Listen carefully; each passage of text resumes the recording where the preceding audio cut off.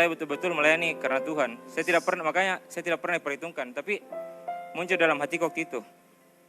Tuhan izinkan satu kali ini saya minta, saya perhitungkan pelayananku semuanya. Dari saya SD saya sudah melayani.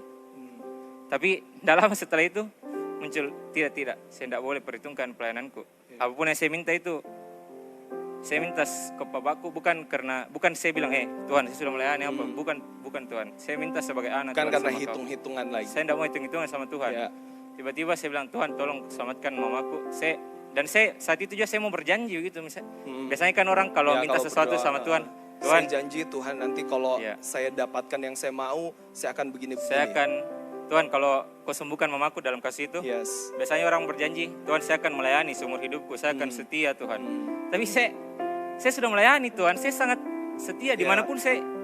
Di Palopo saya melayani, di Makassar saya melayani, saya ke Surabaya saya melayani juga. Di mana-mana saya sudah melayani, jadi saya bilang, apalagi. Jadi Tuhan yang saya bisa janjikan bahwa saya akan terus ikut Tuhan. Entah itu in the highs, in the lows, I will follow Jesus. For all of my life. Itu janjiku sama Tuhan. Dan tiba-tiba keluar kata pada saat saya berdoa, Tuhan, even when you don't save my mother, I will serve you for all of my life. For all of my life.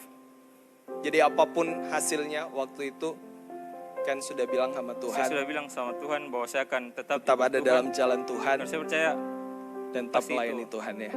Kehendak Tuhan. Terima kasih kan sudah berbagi dengan kita hari ini. Saya percaya Tuhan akan terus memulihkan kehidupannya Ken beserta seluruh keluarga. Dan saya rindu semua melalui kesaksian ini, semua kita yang menyaksikan dan mendengarkan terus diberkati Tuhan. Apapun keadaan kita, makanya yang saya katakan tadi seperti yang saya sudah bagikan, dapat dipercaya, loyalitas, kesetiaan, tidak diukur dengan keadaan kita. Apapun keadaan kita, baik, buruk, bahkan dalam keadaan-keadaan yang seperti ini, kemarin orang-orang muda tetap berjuang bersama-sama sebagai pelayan-pelayan Tuhan, sebagai anak-anak Tuhan yang luar biasa. Terima kasih sekali lagi kan, thank you. Saya persilakan teman-teman tim Praise and Worship boleh naik kembali. Apapun keadaan kita mau tetap belajar untuk menjadi setia dalam segala keadaan kita. Mungkin kita menghitung-hitungan mulai sekarang. Mungkin hanya karena sesuatu yang kita lakukan rutinitas setiap hari itu aja yang kita lakukan. Kemudian kita udahlah nanti sajalah saya ambil waktu sendiri dulu lah, untuk saya sendiri dulu lah. Sepertinya saya sudah wasting banyak waktu saya untuk hal tersebut dan lain sebagainya.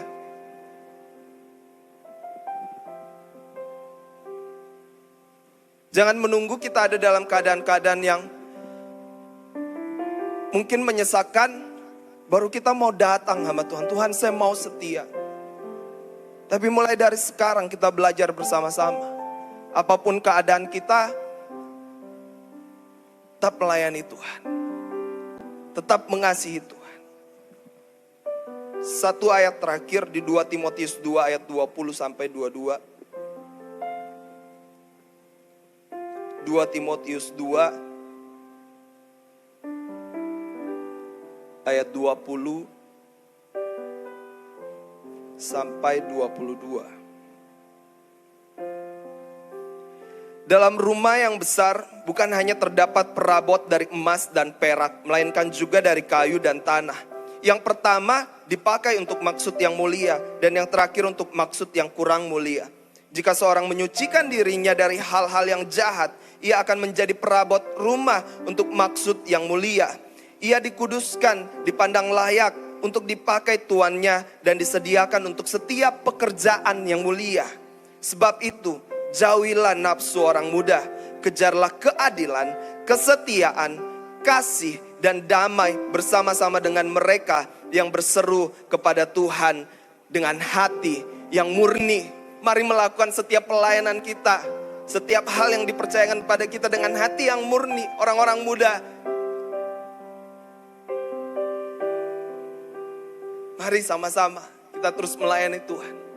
Melewati segala apapun yang Tuhan izinkan terjadi dalam hidup kita. Mungkin orang-orang yang dekat dengan saya dan mengenal saya tahu cerita saya, tahu perjalanan hidup saya. Seperti yang saya katakan tadi, ada banyak perjuangan-perjuangan di rumah saya. Ketika saya mulai bertumbuh, ketika saya memutuskan untuk hidup saya lebih banyak melakukan pekerjaan Tuhan, berada di tengah-tengah keluarga yang berbeda prinsip. Bukan menjadi satu hal yang mudah, tapi saya tetap berusaha memberikan hidup saya, melakukan segala sesuatunya dengan kemampuan dan kasih karunia. Sekali lagi bukan karena saya. Makanya saya bilang kalau saya ada di tempat ini, saya bisa berdiri di hadapan saudara, teman-teman semua. Saya tidak bisa berbangga diri. Saya hanya memberikan hidup saya kepada Tuhan dan melewati semua prosesnya. Saya mau. Apalagi saat-saat yang seperti ini, ada banyak yang membutuhkan Tuhan di luar sana. Tidak sedikit saya ketemu kembali dengan teman-teman lama. Tidak sedikit, hampir setiap hari saya bertemu, bahkan dalam beberapa bulan terakhir ini. Ketika saya mendengar ada teman atau kerabat yang mungkin sakit, saya hanya melakukan apa yang menjadi yang semampu saya. Saya telepon, saya berdoa bersama-sama. Saya membangun komunikasi dengan orang-orang yang di sekeliling saya. Saya menanyakan keadaan mereka. Hanya simpel, hal-hal yang mudah. Tapi saya percaya itu bisa memberkati.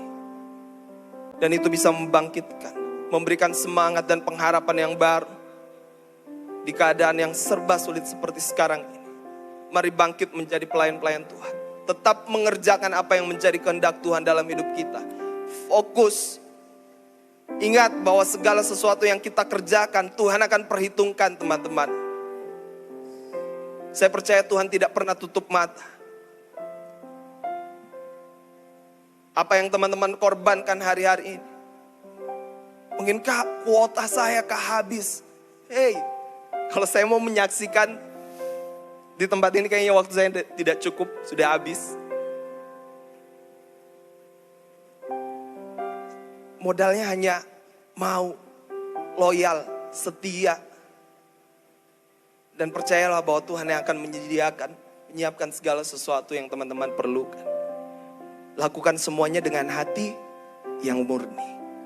Mari berikan hidup kita untuk Tuhan, melayani sesama kita, memberikan hidup kita menjadi jawaban buat orang-orang yang ada di sekeliling kita. Thank you, Jesus. Terima kasih Tuhan. Berjuta jiwa tak tahu kemana kan pergi, berjuta tangan terulur menantikan kasih. Oh Tuhan, jadikanlah hidupku alat kasih-Mu dan memuliakan-Mu seumur hidupku. Berjuta jiwa tak tahu kemana kan pergi. Oh berjuta tangan terulur menantikan kasih. Oh Tuhan, jadikanlah hidupku alat kasih-Mu dan memuliakan-Mu